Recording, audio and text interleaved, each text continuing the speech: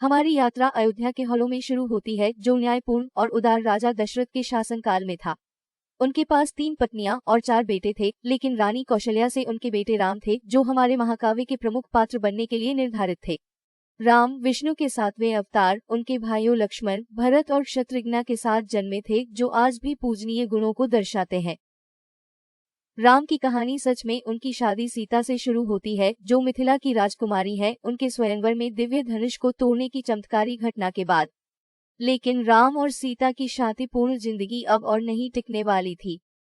एक twist of fate, queen Kaikeyi की अभिलाषाओं से प्रेरित ने राम को जंगल में 14 साल के वनवास में भेज दिया।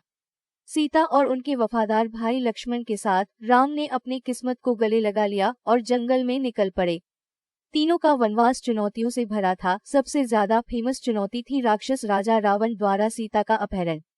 धर्म के खिलाफ इस उपेक्षा के कारण एक दिव्य संघर्ष, लंका की लड़ाई के लिए मंच तैयार हुआ।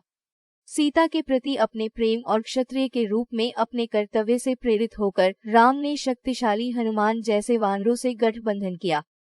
वे मिलकर लंका के लिए एक पुल बनाया, द्वीप पर तोड़ डाला और भयंकर युद्ध के बाद राम ने रावण को परास्त कर दिया। धर्म की बहाली और सीता को बचाने के बाद राम, सीता और लक्ष्मण की विजयी वापसी ने उनके वनवास का अंत चिन्हित किया था।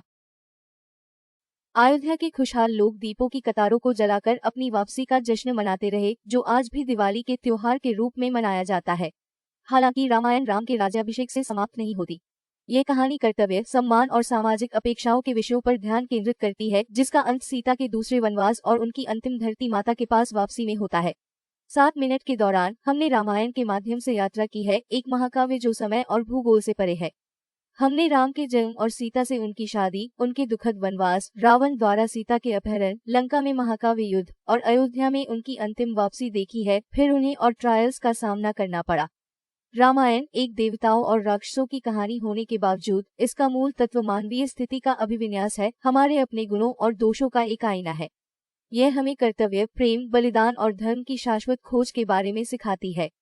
जैसा कि हम अपनी यात्रा आज समाप्त करते हैं, हम इन सबको अपने साथ लेकर जाते हैं, जो इस प्राचीन महाकाव्य के चलन में होने का सबूत है।